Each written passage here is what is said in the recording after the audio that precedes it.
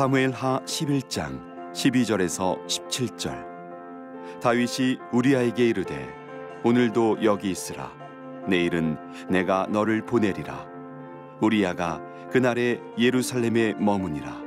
이튿날 다윗이 그를 불러서 그로 그 앞에서 먹고 마시고 취하게 하니 저녁 때 그가 나가서 그의 주의 부하들과 더불어 침상에 눕고 그의 집으로 내려가지 아니하니라.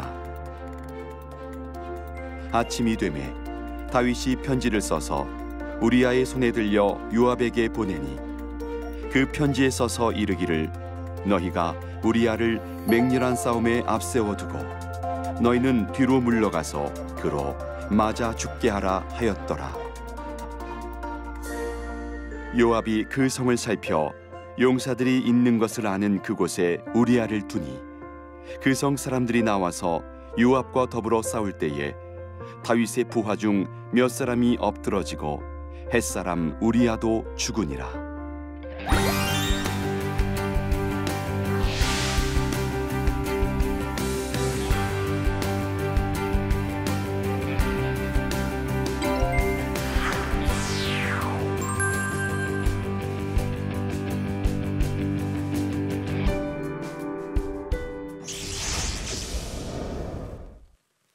안녕하세요. 아름드리 교회 이재선 목사입니다.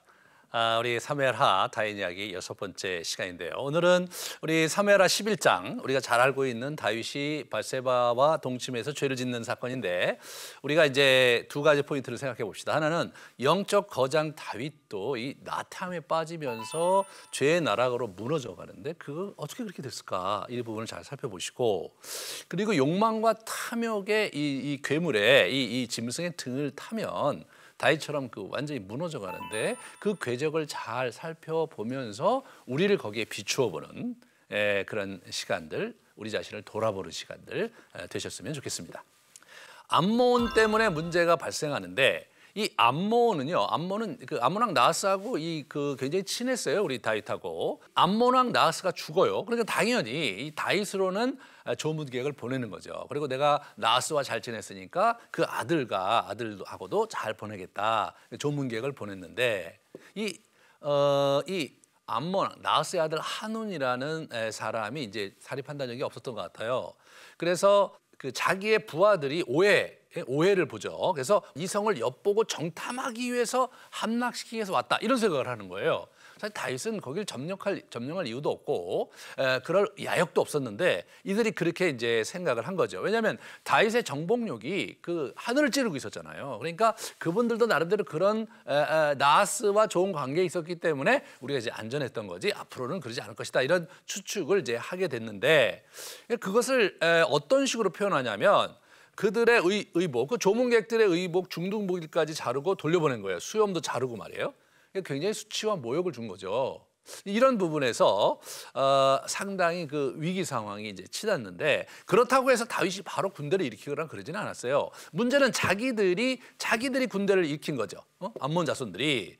그래서 이제 자기들이 지레 겁을 먹은 거예요. 다윗에게 미움을 받은 줄 알고 보병 2만 그리고 그 1000명의 그 마가 왕과 돕사람 12,000명. 그래서 굉장히 많은 사람들을 데리고 다윗을 하고 이제 대치해서 이제 전쟁을 하려고 온 겁니다. 그런 걸로 봐서는 실제로 이들은 전쟁 준비를 하고 있었고, 그리고 공식적으로 이제 선전포고를 하면서 다윗과 이렇게 이제 붙는 그런 장면에서 나하스가 죽고 나서 그 일을 도모하려고 했던 것 같아요. 그죠? 이런 전쟁이 하루아침에 이렇게 막 충동적으로 일어날 수는 없는 거잖아요. 예, 그런 부분을 우리가 좀 생각해 볼 수 있습니다. 그런데 그런 상황에서 다윗이 궁에서 뒹구는 거예요.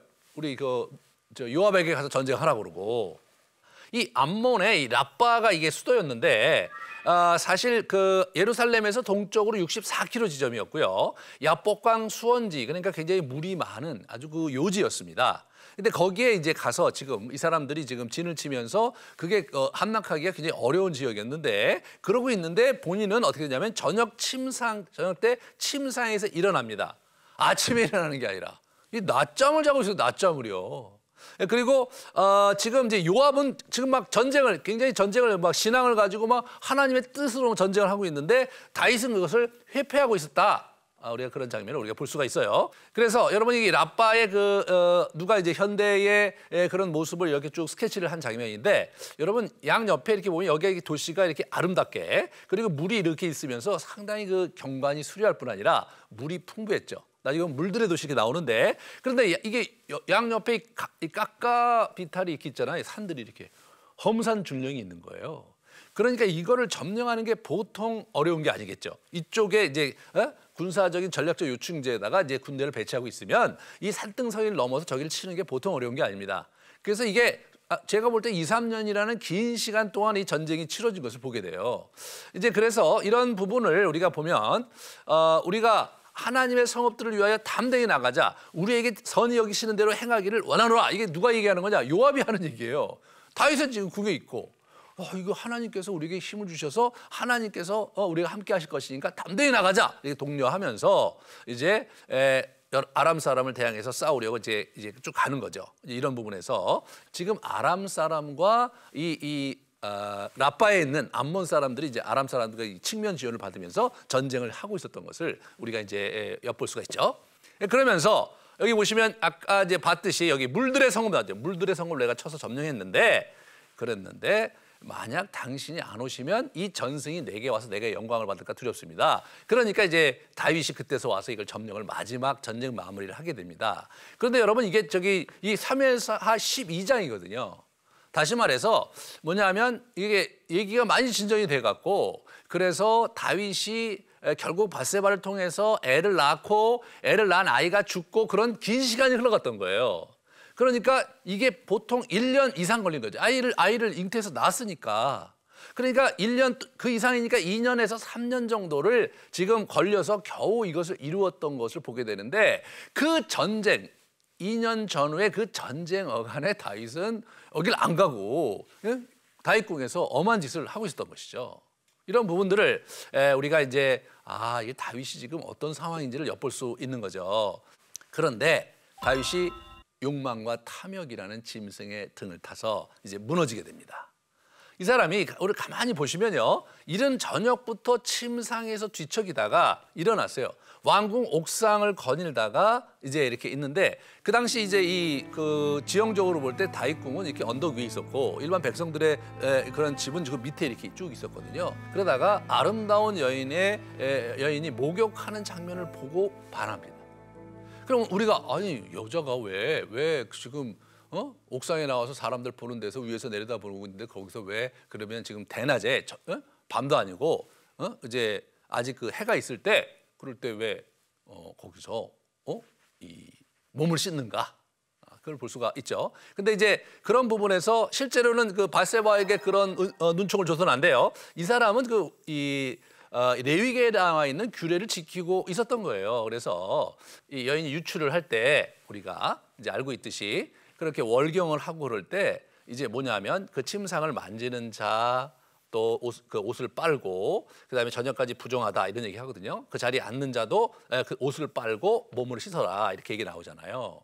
그러니까 이게 뭐냐면 저녁마다 이렇게 몸을 씻고 그러는 거죠. 그리고 마지막 7일이 넘어가면 그때 이제 전체적으로 이제 이렇게 의식을 하면서 이제 몸을 씻으면서 그런 의례를 이제 치르는 건데 이 여인이 그거를 하고 있었던 거예요. 그러니까 실제로 빤히 보면은 여자가 여러분 물이 귀한 곳인데 목욕을 그렇게 샤워 시설이 있는 곳이 아니거든요, 여러분. 그 예루살렘이 물이 귀한 곳이에요. 그런데 그렇게 몸을 씻을 때는 그게 정결 의식이기 때문에 그렇게 하는 거예요. 사람을 보내서 그걸 알아봅니다. 그랬더니 누구냐? 엘리암의 딸이고 우리아의 아내 밧세바다. 엘리암도 나중에 보겠지만 우리아도 이 다윗의 30용사 중에 30장군 중에 한 사람들이었어요. 이 굉장히 아주 유력한 가문의 그런 딸이다. 거기서 이제 말았어야 되는데 이게 여러분 잘 생각해 보셔야 돼요. 이게 기가 막힌 거예요. 엘리암의 딸. 이게 지금 장군의 딸입니다. 거기다가 이 엘리암의 아버지가 아히도벨이에요. 그러니까 우리 그 밧세바는 아히도벨의 손녀인데 이 사람이 다윗 시대의 최고의 모사, 최고의 이제 내각에 있는 관료였거든요. 보시면 길로 사람 아히도벨을 그의 성읍의 길로에서 청하여 온지라 이렇게 나옵니다. 그러니까 이 사람이 길로 사람이 아히도벨이 이제 이렇게 나오는데 여기 보시면 이 아히도벨의 모든 계략은 다윗에게나 압살롬에게나 그와 같이 여겼다 이렇게 나오잖아요. 그 부분에서 이제 아히도벨이 베푸는 계략이 누구냐면 하나님 말씀하신 것 같았던 거예요. 그래서 이제 압살롬이나 이 다윗이나 이것이 이분의 이야기는 절대적이었던 거예요. 그러니까 여러분 정치적으로 지금 이 아히도벨의 가문의 딸이고 이 밧세바의 아버지는 또 장군이고 엄청난 정치 세력이거든요. 그런데 그 유력한 가문의 며느리 그리고 자기의 수하의 그 장수의 아내를 이 사람이 지금 건드리고 있는 거거든요. 이 다윗이 참 문제가 많은 거죠. 여러분 다윗이 뭐 부인이 없었습니까? 후궁도 많았어요. 부인도 많았고. 그런데 왜 남의 집 여자를 이거 취하느냐 말이죠.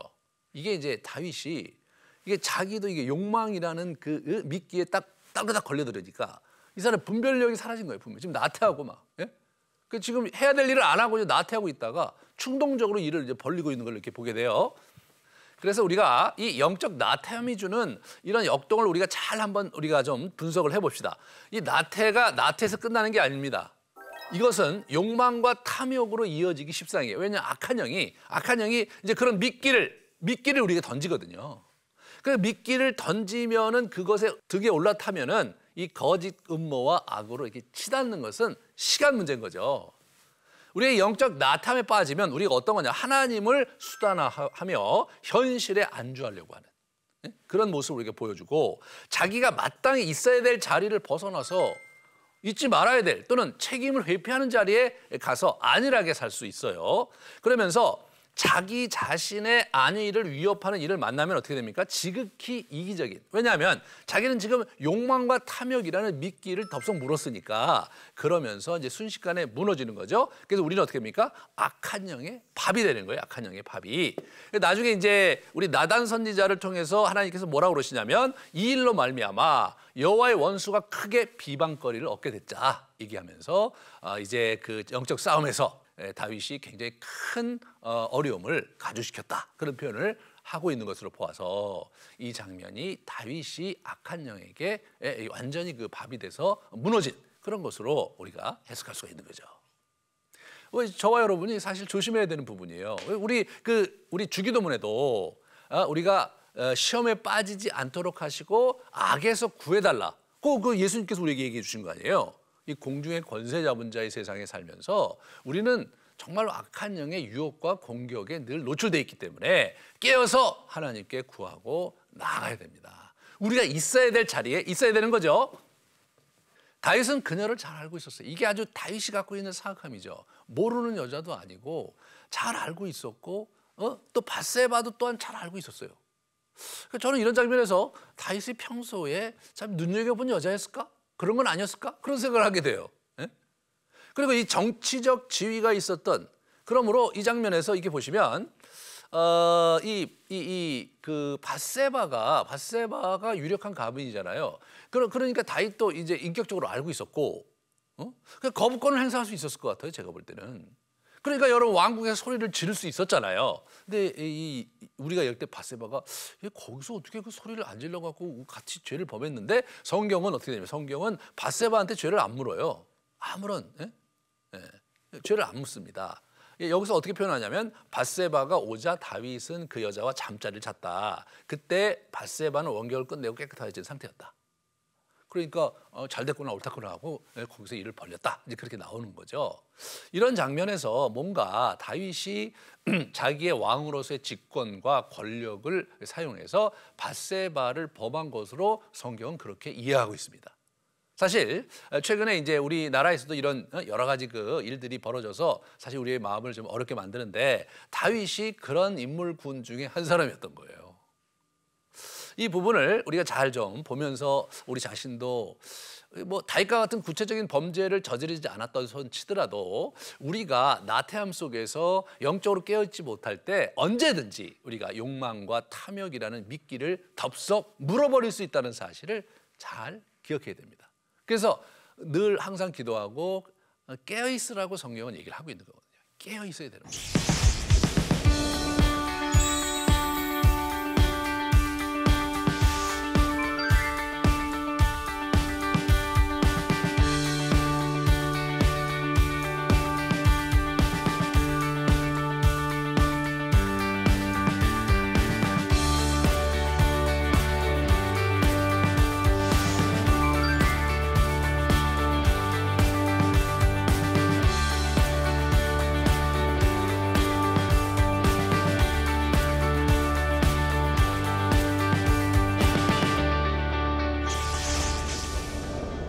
그래서 이 사람이 탐욕을 넘어서 이제 어떻게 됩니까? 악으로 치닫습니다. 율법을 어긴 것이 첫 번째 문제가 심각한 거죠. 아까도 말씀드렸죠. 돌로 쳐 죽이는 거예요. 그다음에 정치적 파란이 예고되는 거죠. 아히도벨의 손녀잖아요. 실제로 아히도벨이 나중에 압살롬의 난이 일어났을 때 아히도벨이 압살롬 편에 서요. 왜 압살롬 편에 섰겠습니까? 이 사람이 모사꾼인데 다 알지 않았겠어요? 내각에 있었던 사람인데 자기 손녀 사위를 어떻게 처리했는지 저는 어느 정도 알았을 거라고 생각을 하고요. 그리고 실제로 그 자기의 그 손녀가 결국 후궁으로 들어갔지만 그 아이가 누구의 아이냐? 그게 아이가 이 다윗의 아이였다는 거 왜 몰랐겠어요? 집안 사람인데. 그러니까 이 아히도벨이 어떻게 되냐면 압살롬 편에 서는 거예요. 이런 부분에서 다윗에게 긴장이 있었던 것은 너무나 분명하죠. 그리고 그래서 이제 이 문제를 이제 교묘히 덮으려고 한 거예요, 다윗이. 그래서 일단 우리아를 이제 이렇게 불러서 그 전쟁 상황이 어떠냐 묻습니다. 그래서 이제 집에 재우려고 해요. 야, 너 고생했으니까 집에 가서 자고 와라. 뭐 바로 궁 바뀌니까 이렇게 하려고 했는데 안 되는 거예요. 아, 왕이시여. 이제 요압 장군도 지금 거기 있고 이제 그 언약궤도 거기 있고 많은 내 동료들이 거기서 야영을 노숙을 하고 있는데 내가 이 지경에서 내가 어찌 우리 집이 가까이 있다고 내가 집에 가서 아내하고 잠자리를 같이 합니까? 저는 못합니다. 그런 얘기를 하면서 굉장히 충정 어린 그런 모습을 우리에게 보여주는데 이 우리아가 충정 어릴수록 우리 마음이 아파요. 이 사람 참 우직한 사람이고 선한 사람인데 다윗이 결국 저 사람을 죽이는 거죠.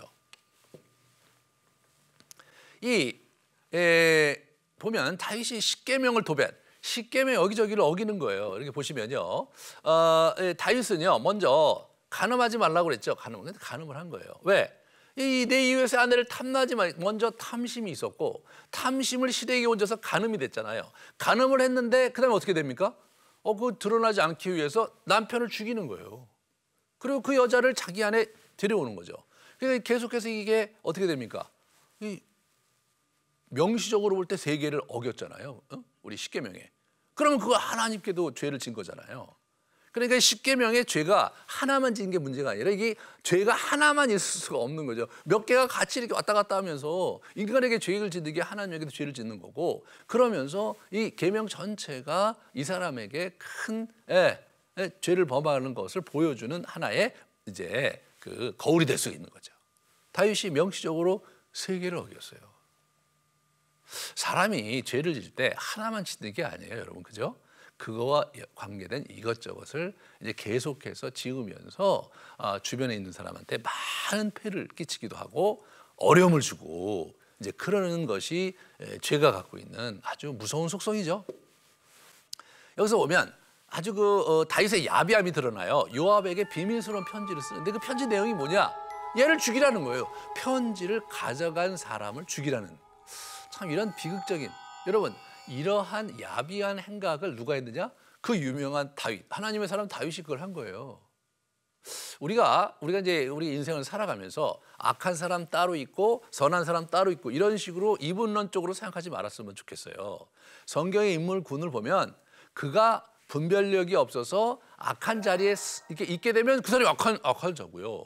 그 사람이 분별력이 있어 지혜롭게 있어서 참 의로운 자리에 서게 되면 그 사람이 의인인 거지. 어떤 사람은 그냥 의인이고 애월하지, 어떤 사람은 그냥 애월하지 악인이고, 그런 건 아니다. 여러분과 제가 분별력이 없으면 언제든지 악의 나락에 떨어질 수 있는 그런 사람이다. 그거를 우리가 잘 기억을 하셔야 됩니다. 그래서 요압과 공모해서 우리아를 이제 죽임으로써 이게 이제 죄가 눈덩이처럼 커진 거죠. 여러분, 한 집안을 몰락시켰잖아요. 의인, 충직한 의인 우리아를 죄도 없이 죽였는데, 근데 그걸 누가 공모하게 하느냐? 요압이 또 공모하게 하는 거잖아요. 정말 천하의 나쁜 놈이죠. 그래서 작전에 성공해서 밧세바가 이제 그 얘기 듣고 울고 자기 집에 들이는데, 여러분 26절 27절에 가보면 밧세바가 울었는데 바로 궁으로 불러요. 일반적으로 애도 기간이 7일이었는데 7일이 안 나와요. 7일이 안 나와요. 여러분 죄를 지을 때는 뭐 고매한 인품과 대단한 명성이 뭐 아무것도 아닌 거예요. 다 똑같은 거예요. 다 똑같아. 그죠? 다 똑같은 놈들인 거예요. 그래서 하나님 보시기에 악했어요. 네? 이 정욕과 탐심의 역동을 우리가 이게 분별하고 또 그걸 절제를 해야 됩니다. 우리 신약에 보면 이제 그런 부분들을 얘기하고 있습니다. 그리스도 예수의 사람들은 육체와 함께 그 정욕과 탐심을 십자가에 못 박았다. 여기서 보면 정욕과 탐심을 못 박아야 된다는 얘기가 나오죠. 이 굉장히 중요한 얘기입니다. 그러면서 음란과 부정과 사역과 악한 정욕과 탐심, 이것이 땅에 있는 육체에 관한 죄인데, 여기서 탐심은 우상 숭배다. 그러니까 우리 다윗이 이웃의 아내를 탐한 거, 그게 이제 우상 숭배로 가면서 전체가 이제 무너진 겁니다. 그래서 다시 한번 우리 이 역동을 잘 보면 나태가 이게 여기서 나태할 때 우리가 성찰하면서 바로잡지 못하면 욕망과 탐욕이라는 짐승을 올라타기에 쉽다. 여기서 악한 영이 이제 우리를 미끼를 던져요. 미끼를 던지면 이거를 덥석 우리가 물어버릴 수 있는 거죠.